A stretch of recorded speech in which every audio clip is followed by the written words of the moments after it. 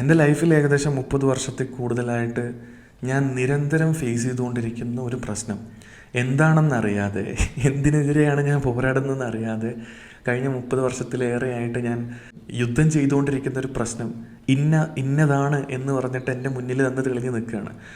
അപ്പോൾ ഉണ്ടാകുന്ന സന്തോഷം എന്ന് പറയുന്നത് ചില്ലറയല്ല. കാര്യം ഇത്രയും കാലം നമ്മൾ ഫേസ് ചെയ്തപ്പോൾ സാധാരണ ന്യൂറോട്ടിപ്പിക്കലായിട്ടുള്ള ആളുകളെ പോലെ തന്നെ ഫേസ് ചെയ്തുകൊണ്ടിരുന്ന പ്രശ്നം പലരും നിസ്സാരമായിട്ട് സോൾവ് ചെയ്ത് മുന്നോട്ട് പോകുമ്പോഴും എനിക്ക് സോൾവ് ചെയ്യാൻ പറ്റാതെ എൻ്റെ പ്രശ്നങ്ങളെല്ലാം ഞാനിങ്ങനെ കംപ്ലീറ്റ് ചെയ്യാൻ പറ്റാത്തതിൻ്റെ ഗിൽട്ടും അതുപോലെ നമ്മൾ പറയുന്ന കുറ്റബോധമൊക്കെ ക്യാരി ചെയ്തുകൊണ്ട് എൻ്റെ ലൈഫിൽ ഞാനിങ്ങനെ മുന്നോട്ട് പോവുകയാണ്.